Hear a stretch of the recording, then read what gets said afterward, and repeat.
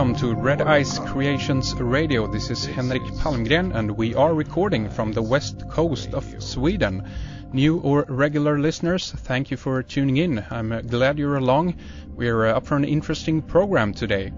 Our website is redicecreations.com, where you can find our news section, radio archive, forums, member section, film, newsletter, and much more. Today with us on the program we have John Major Jenkins, author and researcher on the Mayan calendar, Mayan Cosmology, the Galactic alignment of 2012, who has devoted himself to reconstructing ancient Mayan cosmology and philosophy. John is the author of Galactic Alignment, Maya Cosmogenesis 2012, and his latest book is called Pyramid of Fire. And we are going to talk about this and much more here today. I also want to mention John's website, alignment2012.com, where you can find articles, links to his books, DVDs, and much more. So it's a pleasure to say welcome to John Major Jenkins. Wonderful to have you here, and thank you for coming on the program.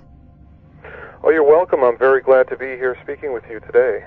Excellent. It's wonderful to have you here. You know, ever since I heard about 2012 and got into the whole Mayan calendar question, or mystery perhaps I should say, I've been intrigued with your research on the galactic alignment and Mayan cosmology, and this is one of the things that I'd love to know more about here today, how this discovery was made, and even what the mechanics and even potentially the spiritual implications of all of this might be.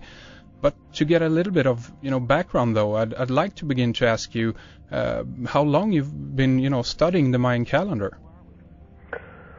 About 22, 23 years.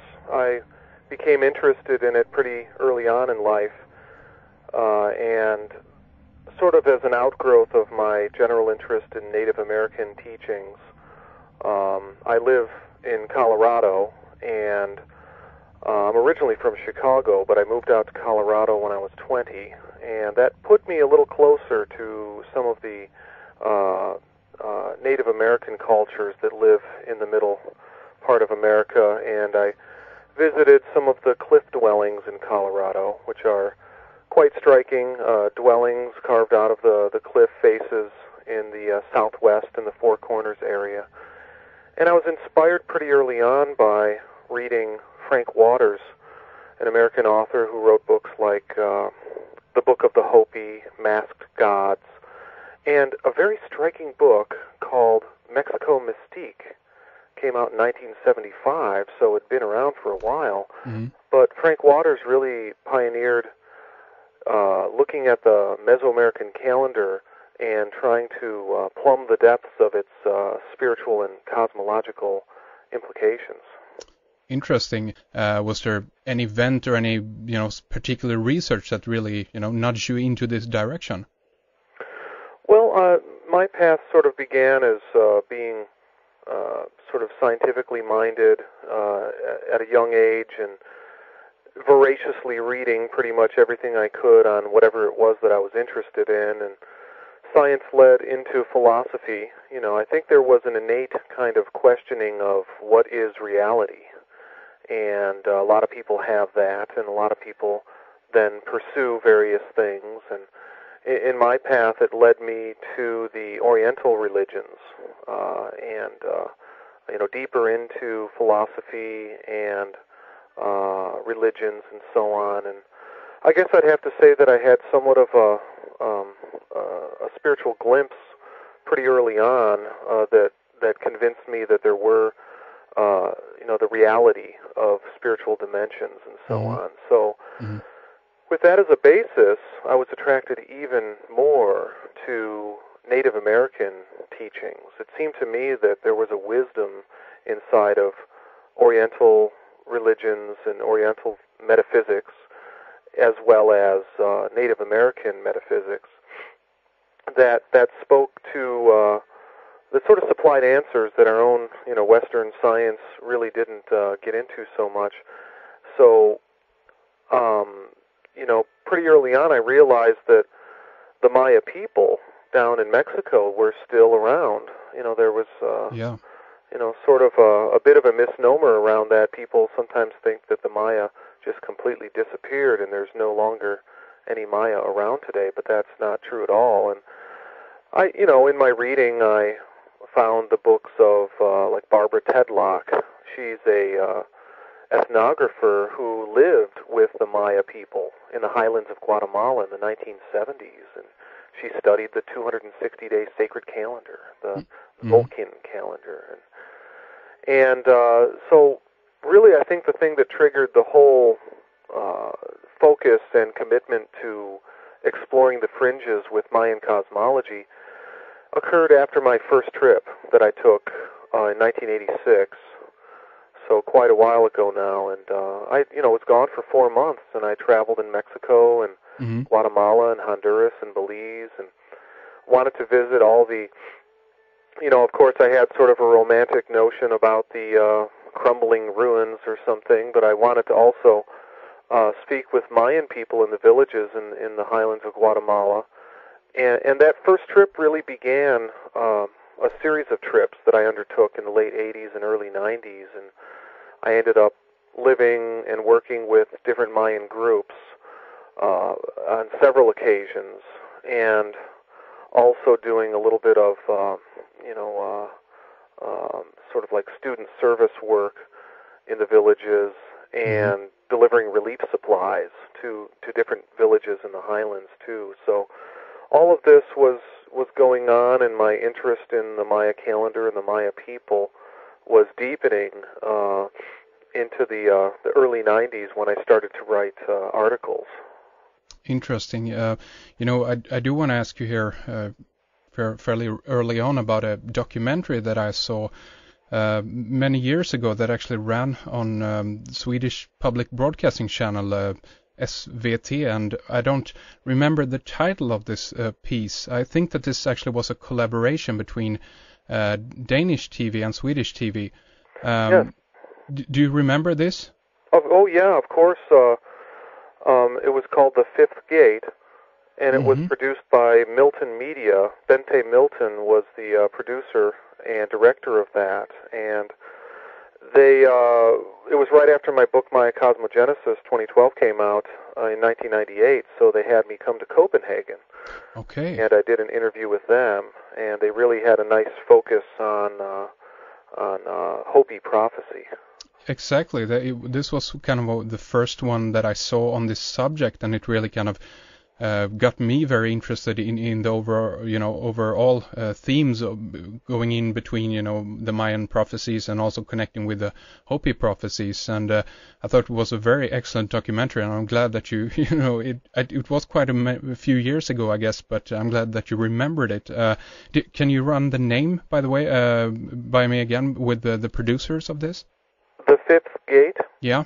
It kind of followed from the Hopi idea that there's 5 world ages, so the 5th.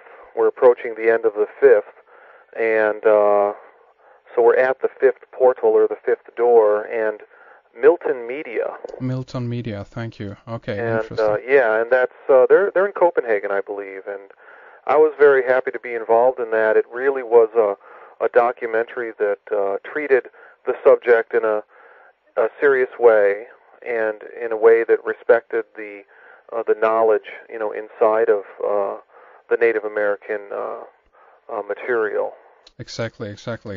Interesting. Okay, so I mean, in this documentary, as you mentioned, you talked about, obviously the end of time in that regard, and also a lot about the Maya, and also I guess about the galactic alignment.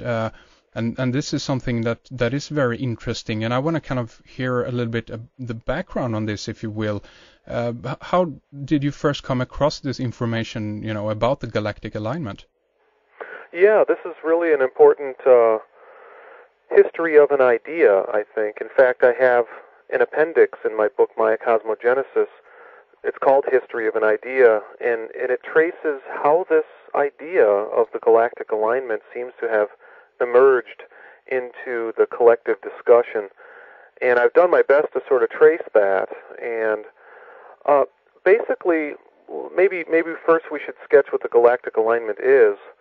The Earth wobbles very slowly on its axis, so it basically changes our angular orientation to the larger field of stars and constellations and other things, including like the bright band of the Milky Way.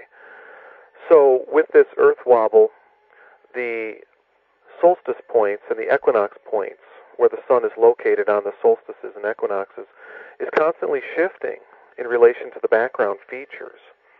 And it's referred to as the precession of the equinoxes, because in Western astronomy, it's tracked with the equinox point, the vernal equinox point. And this, of course, is where we get the doctrine of the 12 zodiac ages, the doctrine of the great year. Yeah. And, of course, this knowledge that there is this slow shifting of the stars goes way back. I mean, it's believed that the Egyptians were aware of it, that probably the Hindu astrologers or the Vedic astrologers long ago were aware of this phenomenon of precession. And usually the Greek astronomer Hipparchus is credited with discovering precession in the 2nd century BC. So it basically, will shift the position of the sun in the sky. And one facet of this precessional doctrine, the world age doctrine, that isn't really clearly present or known about is that it will periodically bring the sun on the solstice into alignment with the bright band of the Milky Way galaxy. Now, basically, these kinds of alignments can be called galactic alignments, and the December solstice sun position is particularly important because it's the sun that begins and ends the year. Yeah. It's that sort of Janus-faced sun deity, at the December solstice. And as that shifts through the sky, it comes into alignment with the Milky Way once every 26,000 years, particularly that part of the Milky Way that contains the galactic center between Sagittarius and Scorpio. So an easy definition of the galactic alignment is that it's the alignment of the December solstice sun with the galactic equator, otherwise known as, generally speaking, the Milky Way itself, the band of the Milky Way. Yeah. So that is the galactic alignment. It seems to be quite a striking notion because the galactic alignment is happening in our era as we approach 2012. It's basically what might be called an alignment to the cosmic heart or source, and the scientific question as to whether or not galactic alignments trigger change on Earth is something very interesting also, and should be looked at by scientists. But to answer your question, it seems to me that the idea of this alignment seems to have appeared in the book Hamlet's Mill, which was written by Giorgio de Santillana and his partner Hertha von Detchend, came out in 1969, and it's really recognized among many modern-day independent researcher as breaking the case on, generally speaking, how ancient mythology encodes an awareness of astronomy. That's the general contribution that book made. Astronomy and mythology go together. So they looked at many mythological traditions around the world, and they decoded astronomical references in those mythologies, and particularly they had a focus on precessional mythologies. So there are these worldwide, global mythologies that